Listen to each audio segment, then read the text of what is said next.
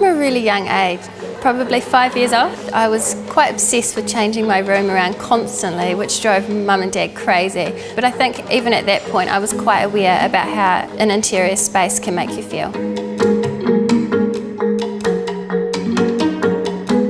It's important for an interior designer to work with the architect, the engineer and the client at the start of the project.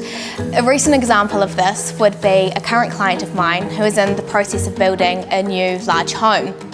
As we were sitting down and going through the internal layout, she raised the concern that although she loves an open plan design, she also loves the intimacy that a room can provide.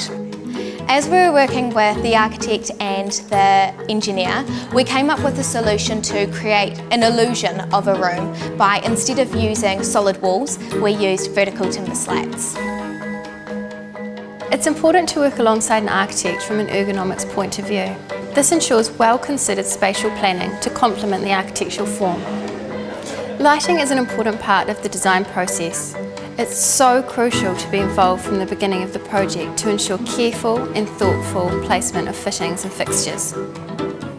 I love the start of a new project when the architect, builder and myself collaborate to create the best end result for the client. I also really enjoy site visits, going out and seeing how the project evolves.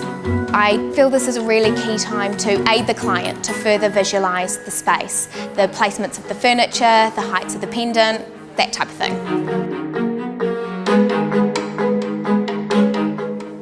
An interior designer should always consider future-proofing the design and function of your home.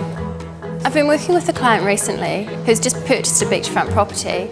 We've been talking a lot about getting the right fabrics and flooring to withstand the elements. Natural fibres like 100% linens and cottons come to mind when we think of a classic beach house. However, they may not provide the same longevity as man-made products that can achieve a similar look and feel.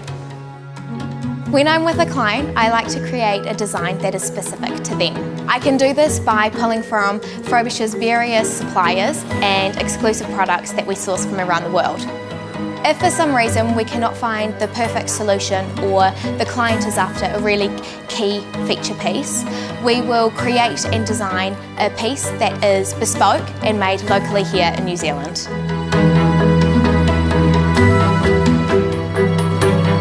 I think correct design comes from really understanding the client's personality, the brief they give you and the scope of works, and most importantly, the budget. We don't have any preconceived ideas. We are open-minded and we don't provide the client with a signature look. Clients' budgets vary enormously, whether it's a couple of rolls of striking wallpaper to a complete new home build or even a $200 million commercial project. I would say ultimately I design for the future. While I consider trends, it's not my first thought to inject these into each design, as I feel people can take the word trend too literally. Seeing global trends overseas firsthand when we travel to trade fairs gives me the inspiration to design for the future. The best way to predict the future is to create it.